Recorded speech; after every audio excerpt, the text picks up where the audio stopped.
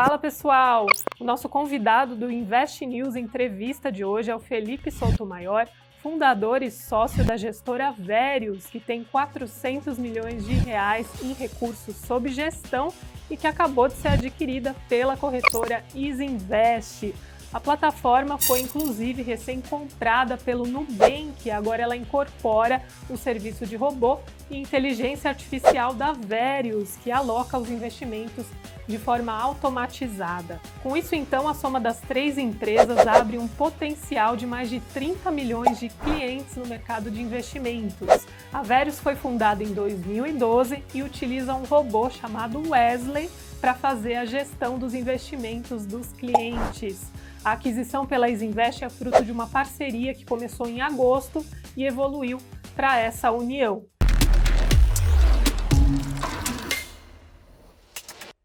Então, Felipe, fala pra gente um pouquinho, em poucas palavras, o que a Verius faz. Tá bom, obrigado por me receber, Thaís. A Verius é uma gestora de investimentos, o que para quem não é do mercado soa parecido, mas é bem diferente de uma corretora de valores. Se a corretora de valores é um supermercado de investimentos, né, é a comparação que se faz, a gestora seria como um restaurante. Então, a gente usa um conhecimento profissional para escolher os ingredientes e comprar, trazer para o local de preparo, preparar e servir um prato já pronto na sua mesa, harmonizado com o seu perfil de investidor. E o que a gente faz é oferecer uma carteira diversificada para os clientes, focado principalmente nos objetivos de médio e longo prazo, diversificada em até 5 classes de ativo, só que sem a trabalheira de ter que ficar escolhendo esse investimento sozinho, saber quanto alocar em cada coisa cada vez que você faz um novo depósito.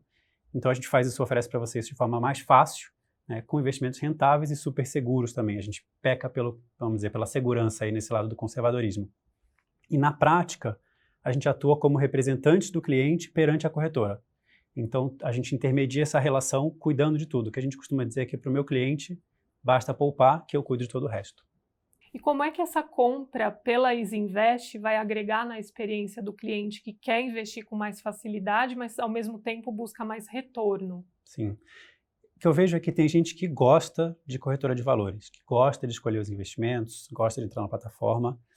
E eu acho que a Isinvest hoje é a melhor corretora para esse perfil de cliente, que é, vamos dizer, o cliente hands-on, né, que vai lá e mexe com a mãozinha dele mesmo. Mas eu também conheço muita gente que não gosta disso, né, que são pessoas que elas nem se consideram investidoras. Uma vez eu estava falando com um cliente e falei, porque você é um investidor? Eu falei, não sou investidor, eu sou médico. Então, ele é um cliente que ele só tem um dinheiro guardado e ele quer colocar esse dinheiro para render, né? Esse seria o cliente com o perfil hands-off. Ele quer, na verdade, confiar em alguém para fazer esse trabalho por ele, cuidar da parte chata, delegar isso para alguém cuidar para ele. E a Verius é ideal para esse cliente que quer mais facilidade, sem deixar o dinheiro parado numa poupança da vida. E como eu mencionei no começo, para o cliente que contrata a Verius, o único trabalho que sobra para investir bem é poupar. Uma vez que ele faz a TED para a conta da corretora, a gente identifica a entrada desse dinheiro e já calcula o que tem que ser comprado de acordo com o plano do perfil de risco dele, faz essas compras por ele e ainda tem toda uma série de relatórios exclusivos online, atualizados diariamente, para dar muito mais transparência ao que está acontecendo com o seu dinheiro. E aí, respondendo a sua pergunta mesmo, que é qual que é a vantagem diante da aquisição pela Isinvest, eu vejo que tem uma vantagem muito grande porque a gente tem um time super especializado e o que é muito bom nessa parte do serviço, né? E como uma empresa pequena, uma startup, você tem que cuidar de 1 milhão de outras coisas que estão ali tirando o nosso foco. Então, marketing, RH, compliance, infraestrutura técnica, infraestrutura física, são coisas que a Isinvest faz muito melhor que a gente, além da robustez da instituição desse tamanho. Né? E isso, a gente se liberando disso, a gente primeiro se libera, segundo a gente pode contar com os profissionais da Isinvest super gabaritados para ajudar a gente com esses assuntos, né? E isso vai dar para a gente, eu acho que uma velocidade muito maior para desenvolver novas funcionalidades e crescer o Wesley, que é o nosso robô lá dentro. Então aproveita e explica para a gente, Felipe, quem é o Wesley? Ele é uma pessoa e qual que é o papel dele no serviço que você descreveu? O Wesley é o nosso estagiário incansável, aí, né? É o nome que a gente tem para o nosso robô, entre aspas. Para poder cuidar de milhares de contas, né, com a atenção que elas merecem, ao mesmo tempo, fazendo essas compras e tal, a gente tem uma série de algoritmos que a gente trabalha baseado em automação de processos, rotinas, cálculos, colocação de ordens na corretora. E esses sistemas baseados em algoritmos são programas de computador criados para funções específicas. Na verdade, na Verius a gente tem hoje 11 robôs. Então, por exemplo, tem um carinha que a única função dele é, todo dia, ler as posições na corretora, ler os valores dos produtos no mercado e calcular a rentabilidade, a posição de cada um dos clientes e fazer o relatório. Então, isso é uma função tipicamente matemática, tipicamente repetitiva, então coisas nas quais as máquinas são muito melhores que a gente. Então, esse conjunto de funções, de sistemas que a gente criou, que a gente chama de Wesley, e que tem um papel super importante de ajudar o nosso time de especialistas a atender milhares de clientes ao mesmo tempo com um padrão de qualidade. Esses robôs que você descreveu parecem trabalhar bastante, né, Felipe? De que forma que esses algoritmos e a inteligência artificial ajudam a melhorar a experiência do cliente? E existe algum elemento humano dentro disso? Foi bom você falar de inteligência artificial, porque eu às vezes tenho um pouco de resistência ao termo, apesar de ser verdade. É que as pessoas tendem a fantasiar um pouco e achar que a inteligência artificial tem uma máquina que toma decisões, né, que bola uma estratégia, e não é bem isso.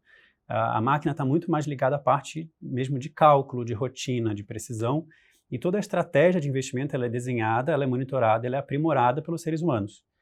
Nesse desenho, a máquina participa ajudando? Participa. Tem uma série de cálculos que eu poderia fazer na mão, eu poderia fazer numa calculadora, poderia fazer numa planilha, ou eu posso fazer num sistema. São todas ferramentas para aumentar a produtividade de um time de cabeças humanas, né? O Wesley ele ajuda muito a definir a alocação otimizada, por exemplo, né, com os cálculos que estão envolvidos nisso. Tem covariância de ativos ao longo de anos, você pega uma série de dados para calcular risco-retorno. Ele ajuda muito a monitorar as milhares de contas ao mesmo tempo, então tem determinadas situações que a gente já ensinou, entre aspas, a máquina a falar, olha, se acontecer isso nessa conta, ela precisa de atenção. Então ele está sempre identificando, opa, essa conta precisa de atenção, e aí alguém vai olhar. E também sempre que entra dinheiro novo, né, o aporte é um típico caso. Entrou um dinheiro, ele precisa ser alocado, mas no caso do aporte, a diferença é que ele não precisa de uma atenção humana, ele precisa de um cálculo do que vai ser comprado com base na estratégia que a gente já deixou lá traçada. Então ele consegue fazer esse cálculo, identificar o dinheiro, fazer esse cálculo e mandar as ordens para a corretora, né? A gente está conectado via API, então tudo isso funciona de forma seamless, né, que o pessoal fala, sem atrito, vai direto de uma ponta até a outra. Interessante, né? Eles vão evoluindo. E, Felipe, os investimentos guiados por robôs, inicialmente, eles eram direcionados para um cliente mais alta renda, né, private bank. Você acha que já é o momento de direcionar esse tipo de serviço para o investidor com menos recursos? Eu acho que o caminho é esse, e a gente está nessa jornada, acho que está nessa direção. Ela não é simples, né? A gente começou atendendo somente clientes com mais de 50 mil reais investidos conosco, né? Então é uma barreira bem alta. A gente já desceu essa barra para 12 mil reais. Hoje a gente já tem os convites, então todos os clientes podem convidar um amigo para começar com 5 mil reais, então já está bem mais baixa a barra. Para o nosso modelo atual, porque aquilo que eu falei, o robô ele não é uma inteligência artificial, ele sabe fazer um tipo de tarefa que ele foi ensinado. O nosso robô ele trabalha com diversificação focada em médio e longo prazo. Então um cliente que fala para mim hoje, eu tenho só 1.000 reais para investir, eu entendo que ele está na fase de formação de reserva de segurança. Então não faz sentido o nosso serviço como é hoje para esse cliente, porque se eu fosse fazer uma consulta presencial com esse cliente, ele me dissesse, eu tenho 1.000 reais para investir, o que eu faço, só tenho 1.000 reais, eu não ia recomendar a diversificação, eu não ia recomendar a mesma estratégia que a gente segue hoje. Eu ia falar, olha, pega um ativo seguro, com liquidez, deixa, quando você chegar ali nos 5 mil, vamos começar a conversar de diversificação. Então hoje a gente eu acho que não faz sentido a gente ir muito para baixo. Mas mesmo esse conselho que eu estou dando, nessa consulta teórica tete a tete, né, seria legal ter um algoritmo dando esse conselho, ou seja, entendendo a situação desse cliente e falando, olha, no seu caso, ao invés de diversificar, vamos alocar só nesse produto, que já é um direcionamento. Não é o que eu faço hoje, mas eu acho que é onde eu gostaria de chegar. Legal. Felipe, a queda da Selic levou muitos investidores a procurar investimentos mais arrojados, né? E como é que fica a gestão do perfil de risco desses clientes? Tá. Olha, no geral, a Verius ela tem uma postura mais para o lado conservador do espectro, tá? E até um pouco diferente do dia a dia, porque é conservador, mas a gente recomenda diversificação para todo mundo, porque a gente entende que a gente está no dinheiro de longo prazo das pessoas. A queda da Selic nos últimos anos ela foi um reflexo de mudanças estruturais profundas na economia, é inegável a relevância desse movimento, mas ao mesmo tempo eu acho que esse é um assunto um pouco supervalorizado. Do jeito que ele é alardeado, por aí fica aparecendo, por exemplo, que os investimentos em renda fixa, que são os mais seguros, que é onde, né, o brasileiro quer muita segurança no investimento, que esses investimentos só vão render 2% ao ano. E isso não é bem verdade, né? Nas carteiras dos nossos clientes, por exemplo, a gente usa muito o Tesouro Direto, né? Lembrando que o Tesouro Direto é o investimento mais seguro do país, mais seguro que a poupança até. E muita gente pensa, então o Tesouro Direto agora só vai render 2% ao ano, eu preciso procurar outra coisa, mas não sei se você sai saber isso de cabeça. Você sabe quanto estão rendendo hoje os títulos pré-fixados de prazo médio? Não faço ideia. na faixa de 8% ao ano. Então, hoje você consegue comprar títulos pré-fixados, super seguros, garantia do governo federal, para prazos de 2026, 2031, garantidos 8% ao ano, durante todos esses anos. Então, dá para ganhar muito dinheiro ainda sem correr risco. Então, esse é um ponto de partida que eu acho importante ter essa noção. É 4 vezes mais do que o que está na cabeça das pessoas em termos de rentabilidade. Então, eu acho que, assim, sim, a queda da Selic vai impulsionar os investidores para investimentos, para mais diversificação e para investimentos de mais risco, mas vamos com calma, vamos ganhando experiência nesses investimentos antes.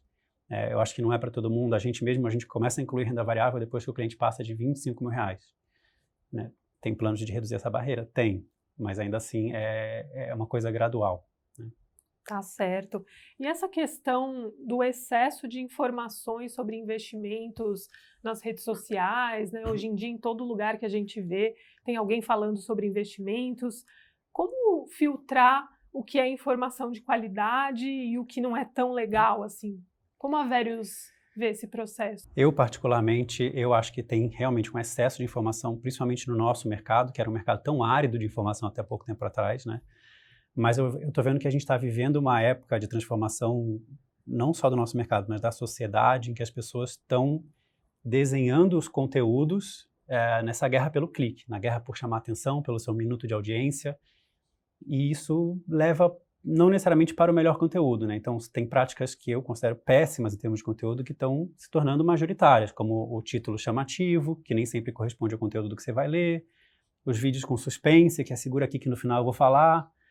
Então, são conteúdos, eu acho que identificar esse tipo de prática é uma boa dica para você ver que talvez você está...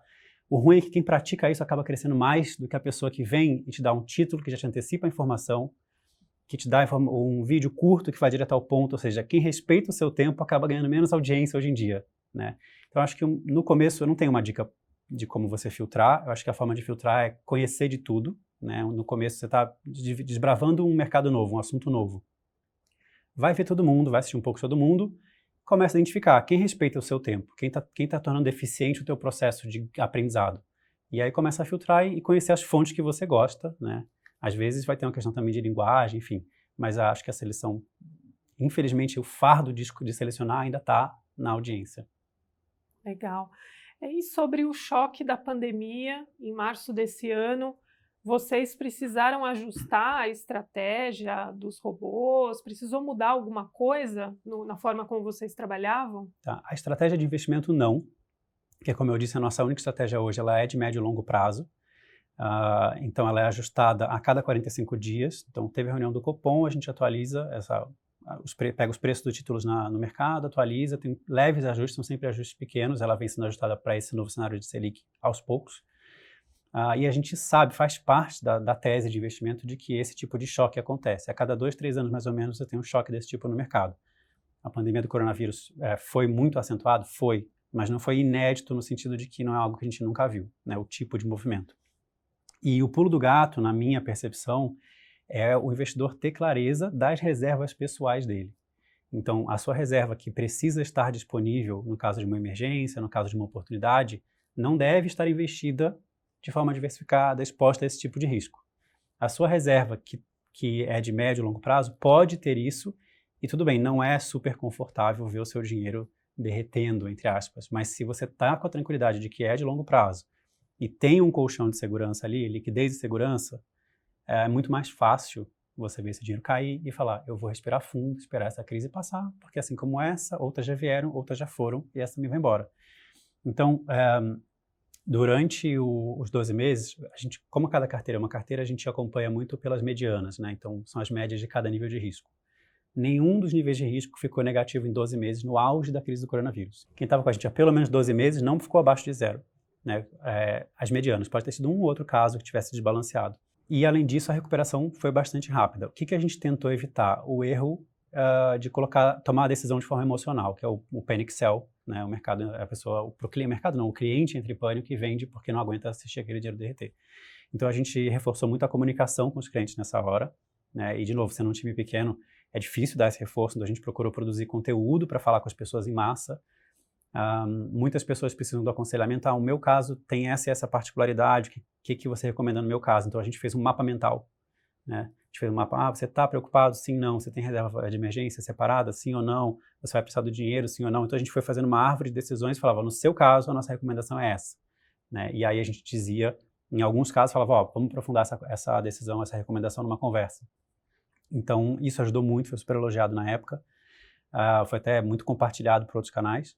E outra coisa que a gente fez foi abrir uma exceção nessa época de permitir que os clientes tomassem alguma decisão contrária à nossa recomendação. Então, a nossa recomendação é diversificar, é não vender nesse momento, é não sair da renda variável. E a gente é não aumentar também muito o risco, mas tinha cliente que falava, eu quero vender toda a minha parte de renda variável, porque eu não quero, não aguento mais. Chega, descobri que errei ao entrar nesse jogo. A gente executou. Teve cliente que falou, não, eu quero vender toda a minha renda fixa e jogar tudo na renda variável, para a hora que subir. E a gente executou. Também não recomendamos, mas executamos. Então, a gente abriu essas exceções individuais, mas foi um percentual muito pequeno da base de clientes que fez alguma dessas coisas. A maioria seguiu a nossa recomendação de manter, segurar. Se tivesse um dinheiro sobrando, fazer o aporte, não travar os aportes. Muita gente faz isso também. Está caindo, eu não vou depositar agora, depois eu deposito. Não. A hora que está caindo é a hora de depositar, né?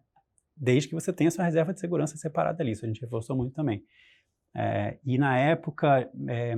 menos de 1% dos nossos clientes desistiram realmente do investimento diversificado. Praticamente, acho que todos, vou arriscar dizer todos, eram clientes novos, recentes, né? Tinham acabado de entrar no Diante do Tempo, de pegar a confiança, de entender o nosso trabalho, e aí veio uma crise na cabeça, a pessoa se assustou e saiu, mas assim, menos de 1%. Então, dado o tamanho do revés de cenário que todo mundo tomou, não só a gente, eu acho que foi um resultado bastante positivo. Felipe, você mencionou o Tesouro Direto, que no médio prazo está pagando retornos atrativos, mas a gente viu no mês de setembro o Tesouro Selic entregando um retorno negativo, né? E muito investidor que aplica na reserva de emergência ficou preocupado. Qual que é a sua visão sobre o papel da renda fixa nesse contexto? Tá. Acho que o primeiro ponto é que, assim, o Tesouro Selic foi onde ficou mais evidente, porque ele é muito usado como uma renda fixa, mas isso foi um fenômeno de toda a renda fixa pós-fixada praticamente, né? Acho que ninguém escapou, porque está ligado a uma percepção de risco Brasil, né? Então, que deu essa abertura do spread. É ruim, porque a gente está em todo um trabalho educacional de dizer, olha, esse é o tipo de título que não cai, que só rende um pouquinho todo dia e tal. Então é ruim porque parece que desconstrói uma verdade que parecia ser absoluta, mas vale lembrar que foi assim, uma queda muito pequena por um motivo muito particular. O título não perdeu valor. É diferente de uma bolsa de valores que caiu, ou até mesmo de um pré-fixado que tem uma volatilidade. E sobre ser um porto seguro, eu acho que ele continua sendo um porto seguro, ele continua sendo aquilo que eu falei. Se você tem uma reserva de curto prazo, você tem que focar em segurança e liquidez. Tesouro Selic, os fundos DI, os CDBs com liquidez diária, esses produtos que sofreram essa marcação no mercado, continuam tendo segurança e liquidez. Acho que realmente assim, atrapalha, porque você fica com um exemplo que contraria aquilo que é a sabedoria que a gente tem, que a gente sabe que é assim que funciona, mas eu acho que é a hora de reforçar o recado e dizer assim, sim, aconteceu, entender por que aconteceu, entender que não é um risco constante e entender que o produto continua adequado. Felipe, então qual é a sua mensagem para o investidor que hoje está preocupado com essa situação fiscal do país, com as incertezas que a gente tem pela frente? O que você pode dizer para ele ficar um pouco mais tranquilo? Não, eu acho que assim, você tem uma principal mensagem que eu queria deixar é a importância dessa questão de você ter um mínimo planejamento financeiro pessoal. Eu não estou falando de uma mega planilha, eu não estou falando de controlar todos os seus gastos no centavo, mas pelo menos no dinheiro que você guarda, você tentar, e isso não está escrito em pedra, mas você tentar ter uma distinção entre esse é o dinheiro de curto prazo, isso aqui vai me garantir segurança, e esse é o dinheiro de longo prazo, porque a forma correta de lidar com essas duas reservas é muito diferente, né? Então, a segurança, eu não estou falando só a segurança para uma emergência, eu gosto muito de chamar de reserva de segurança e não de reserva de emergência por isso. É uma oportunidade para ser uma viagem barata. Eu posso gastar, o dinheiro é meu, não tem problema. Mas essa reserva vai dar a segurança de eu não desfazer na hora errada um outro investimento. Eu gasto dessa, depois eu vou repondo, entendeu? E aí o momento que eu vou tocar aquele investimento de longo prazo, que está sujeito à oscilação e tal, é um momento muito mais estratégico, muito menos por necessidade. Dá para ir além disso? Dá. Eu mesmo gosto de pensar em segurança, aposentadoria, outros objetivos, né? E aí uma coisa que eu não tenho, mas muita gente tem, são as apostas pessoais, né? Então, vou comprar uma criptomoeda, vou comprar um fundo específico. Mas aí já é um outro nível. Acho que o mínimo, curto e longo prazo, já muda a vida de uma pessoa, porque Uma coisa também que eu costumo muito dizer é que, assim, dinheiro guardado é para trazer tranquilidade. Se o seu investimento está te deixando nervoso, você está fazendo algo errado. Legal, ótima mensagem para a gente encerrar aqui o Invest News Entrevista, então. Obrigada, Felipe, pela presença hoje aqui. Obrigado pelo convite. Com isso, então, a gente encerra. Obrigada por acompanhar e até a próxima.